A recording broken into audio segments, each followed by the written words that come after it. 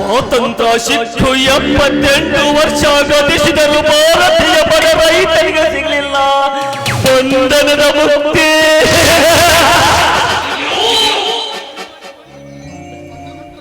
ಇನ್ನು ಆತಂಕವಾಗಿ ಬದುಕುತ್ತಿರುವ ಬಡವರನ್ನು ಹರಿದು ತಿನ್ನುವ ಬಂಡ ಶ್ರೀಮಂತರಿಗೆ ಸಿಕ್ಕಿದೆ ಸ್ವಾತಂತ್ರ್ಯ.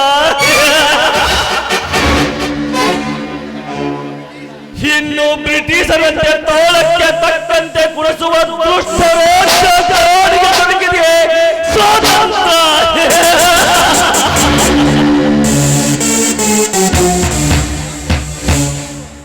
ಕಷ್ಟಪಟ್ಟು ದುಡಿಯುವ ರೈತನ ಕೂಗು ಕೇಳುವರು ಯಾರು ಇಲ್ಲ ಈ ಬರದ ಭೂಮಿಯಲ್ಲಿ.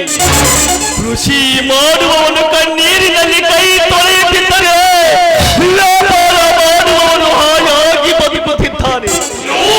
ಎಂಥ ವಿಚಿತ್ರ! ರೈತನ ಬೆವರಿಗೆ ಇಲ್ಲದಂತಾಗಿದೆ ಈ ಜಗದಲ್ಲಿ. ಇದನ್ನು ಲೆಕ್ಕಿಸದ ತಮ್ಮ ಸೀಟು ಹೋದಿಗಾಗಿ ನೋಯಿಯಿಂದ ಕಿರುಚಾಡುತ್ತಿರುವ ರಾಜಕೀಯ ಪುರಾರಿಯ ಸಂದೇಶ ಹಗಲು ರಾತ್ರಿ ಟಿವಿಯಲ್ಲಿ ಬರುತ್ತಿರುವುದನ್ನು ನೋಡಿದರೆ ಇಂಥವರನ್ನು ಒಟ್ಟುಗೂಡಿಸಿ ಸುಟ್ಟು ಹೋಗಬೇಕೆಂದೆನಿಸುತ್ತದೆ ನನ್ನ ರೋಷಾಗ್ನೆಯಲ್ಲಿ. ಆದರೆ ಏನು ಮಾಡುವುದು? ಕಾನೂನು ಎಂಬ ಕವಚ ಬಡವರನ್ನು ಕೈ ಕಟ್ಟಿ ಹಾಕುತ್ತಿದೆ. ಆದ್ದರಿಂದ ಕಪಟದಿಂದ ಗಳಿಸಿರುವ ಶ್ರೀಮಂತರ ಸರ್ವಾಸ್ತಿಯನ್ನು ಮೋಸದಿಂದ ವಂಚಿಸಿ ಸರ್ವನಾಶ ಮಾಡಲಿಕ್ಕೆ ಎಂದು ಹೊಟ್ಟಿ ಬಂದಿದ್ದಾನೆ ಈ ಸಿಡಿದಂತ ಮಾರ್ಗವ.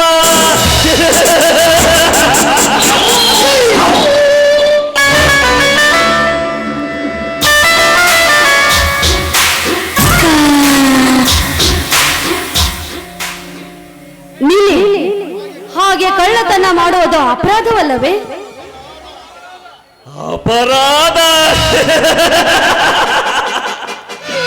ಈ ಪವಿತ್ರ ಭೂಮಿಯಲ್ಲಿ ಧರ್ಮದಿಂದ ಬದುಕುವವರೇ ಅನ್ಯಾಯ ಅತ್ಯಾಚಾರ ಕಳ್ಳತನ ಮಾಡಿ ಬದುಕುತ್ತಿರುವಾಗ ನನ್ನಂತವನನ್ನು ಕೇಳುವರಾರು ಈ ಭರತ ಭೂಮಿಯಲ್ಲಿ?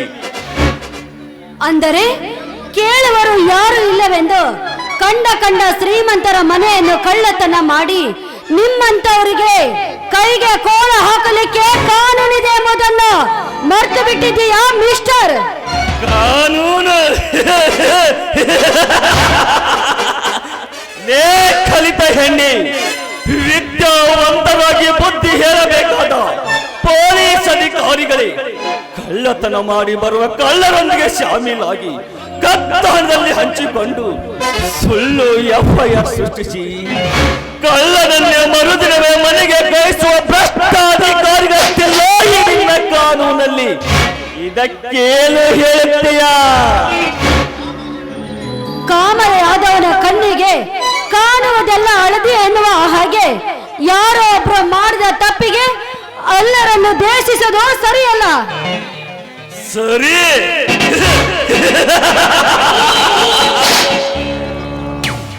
ಸರಿ ತಪ್ಪುಗಳನ್ನು ಕಲಿಸಲು ಬಂದಿರುವೆಯಾ ಹೆಣ್ಣೆ? ತಾಶಿಗೊಂದು ಬಣ್ಣ ಬದಲಾಯಿಸುವ ಬಂಡ ರಾಜಕಾರಣಿಗಳು ಸರ್ಕಾರದ ಕಚೇರಿಯನ್ನು ಲೂಟಿ ಹೊಡೆಯುತ್ತಿರುವಾಗ ಅದು ಕಳ್ಳತನವಲ್ಲವೇ? ಇನ್ನು ಭ್ರಷ್ಟಾಧಿಕಾರಿಗಳು ಬಡವರ ರಕ್ತ ಹೀರಿ ಮಂಚದ ಕೆಳಗೆ ಲಂಚವನ್ನು ತಿನ್ನುತ್ತಿರುವಾಗ ಅದು ಕಾನೂನಿಗೆ ಕಳ್ಳತನವಲ್ಲವೇ? ಅಂದಾಗ ಈ ದೇಶದಲ್ಲಿ ಬಡವರಿಗೆ ಒಂದು ಕಾನೂನು, ಶ್ರೀಮಂತರಿಗೆ ಒಂದು ಕಾನೂನ? ಈ ದೇಶದಲ್ಲಿ ಎಲ್ಲರಿಗೂ ಒಂದೇ ಕಾನೂನು. ಬಡವ ಶ್ರೀಮಂತ ಎಂಬ ಯಾವುದು ಭೇದ ಭಾವವಿಲ್ಲ. ಎಲ್ಲರಿಗೂ ಕಾನೂನು ಒಂದೇ.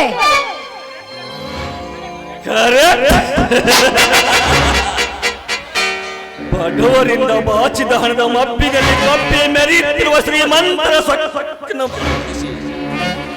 ಗಡು ಬಡವರಿಗೆ ಕೊಟ್ಟು ಎಲ್ಲರೂ ಸರಿ ಸಮಾನವನ್ನು ಕಾಣುವುದೇನೆ ಗುರಿ. ಹಾ, ಸರಿ ಹೋದಲ್ಲ. ಸರಿ ತಪ್ಪುಗಳ ಬಗ್ಗೆ ಸಮಾಲೋಚನೆ ಮಾಡುವ ಸಮಯ ನನಗಿಲ್ಲ. ಈ ವಿಷಯ ನನಗೆ ಹೇಳಿ ನಿನಗೆ ಬುದ್ಧಿ ಕಲಿಸುವೆ. ಓಹೋ, ನಿಲ್ಲ. ಏನಂದೆ? ನನಗೆ ಬುದ್ಧಿ ಕಲಿಸುವೆಯ? ನನಗೆ ಬುದ್ಧಿ ಕಲಿಸಲು ನಿಮ್ಮ ಅಣ್ಣನೇನು ಮಹಾಭಾರತದ ಧರ್ಮರಾಯನ? ಇಲ್ಲ, ಈ ಕಲಿಯುಗದ ಕಾಮಧೇನುನ? ಇವರು ಯಾರು ಅಲ್ಲ, ಹೆಮ್ಮೆಯ ಭಾರತ ದೇಶದ ಕಾನೂನು ಪರಿಪಾಲಿಸುವ ಇನ್ಸ್ಪೆಕ್ಟರ್ ಜಗದೀಶ. ಓಹೋ, ಅಂದರೆ ನೀನು ಪೊಲೀಸ್ ಅಧಿಕಾರಿಯ ತಂಗಿ. ಈ ಭಾರ್ಗವನಿಗೆ ಹಸಿದ ಹುಲಿಗೆ ಆಹಾರ ಸಿಕ್ಕಂತಾಯಿತು. ಇನ್ನೇಕೆ ತಡ? ನನ್ನ ಕೆಲಸವನ್ನು ನಾನು ಮಾಡಲೇಬೇಕು.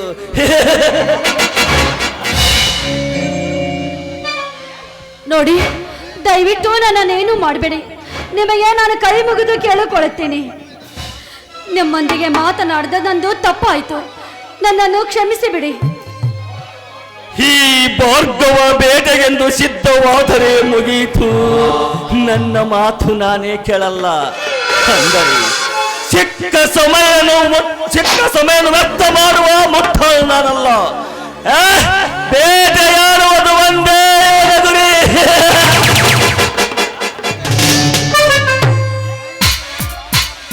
ನೋಡಿ, ದಯವಿಟ್ಟು ನಾನು ಮಾತನಾಡಿದ ತಪ್ಪಿಗೆ ನಿಮ್ಮೊಂದಿಗೆ ನಾನು ಹಾಡಿ ಕುಣಿಯುತ್ತೇನೆ. ಈಗಲಾದರೂ ನನ್ನನ್ನು ಬಿಟ್ಟು ಬಿಡಿ, ನಿಮ್ಮ ಕೈ ಮುಗಿದು ಬೇಡಿಕೊಳ್ಳುತ್ತೀನಿ. ಕವಿಕಾಳಿ ದಾಸನ ಓ ನನ್ನ ಶಾಕುಂತಲೆ, ಓ ನನ್ನ ಶಾಕುಂತಲೆ, ಓ ನನ್ನ ಶಾಕುಂತಲೆ.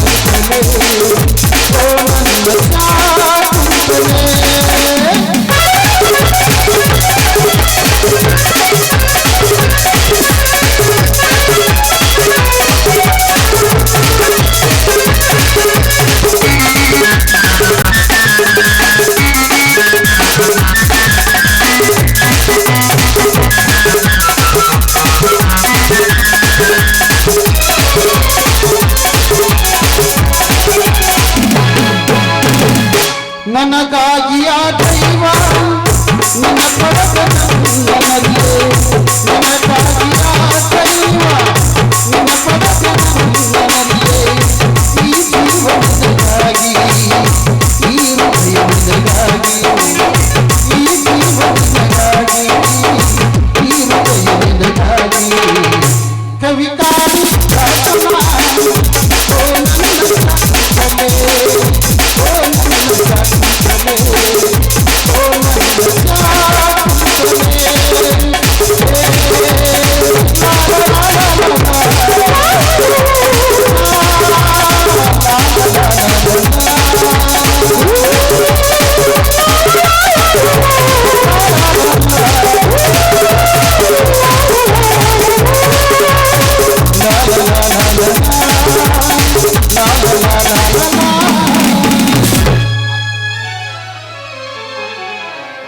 ಆಯ್ತು ರೀ, ನಿಮ್ಮ ಇಷ್ಟದಂತೆ ಹಾಡಿಕೊಂಡಿದ್ದೀನಿ. ಈಗಲಾದ್ರೂ ನನ್ನನ್ನು ಬಿಟ್ಟುಬಿಡಿ, ನಾ ಬರುತ್ತೇನೆ. ಇಲ್ಲು ಈ ಭಾರ್ಗವ ಬೇಟೆಗೆಂದು ಸಿದ್ಧವಾದರೆ ಮುಗಿಯಿತು. ಕರುಣೆಗೆ ಕರಗವನಲ್ಲ, ಮರಣಕ್ಕೂ ಹೆದರುವನಲ್ಲ. ಬೇಟೆಯಾಡುವುದೇ ಒಂದೇ ಒದಗುರೆ. ನೋಡಿ, ದಯಮಾಡಿ ನನ್ನನ್ನು ಬಿಟ್ಟು ಬಿಡಿ. ನನ್ನ ಶೀಲಕ್ಕೆ ಕಳಂಕ ಹಚ್ಚಬೇಡಿ. ನಿಮ್ಮ ಕೈ ಮುಗಿದು ಕಾಲಿಗೆ ನಿನ್ನ ಶೀಲಕ್ಕೆ ಕೈ ಹೋಗುವ ಕಾಮುಕ ನಾನಲ್ಲ. ನನಗೆ ಬೇಕಾಗಿರುವುದು ನಿನ್ನ ಮೈ ಮೇಲಿರುವ ಒಡೆಯುಗಳು ಮಾತ್ರ. ಬೆಚ್ಚಿಕೊಡು. ಆಯ್ತು, ನಿಮಗೋಸ್ಕರ ಬಿಚ್ಚಿ ಕೊಡುತ್ತೇನೆ.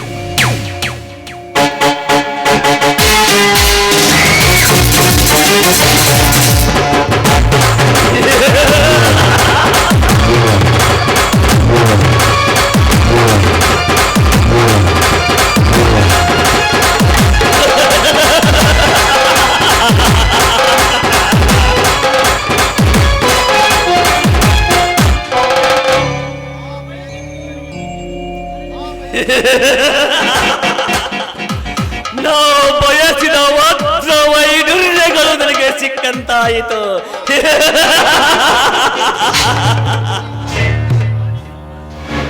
ಬಡವರ ಪಾಲಿನ ವಜ್ರ ವೈಡೂರ್ಯ ಸಿಕ್ಕಂತಾಯಿತು. ನಾನಿನ್ನು ಬರುತ್ತೇನೆ.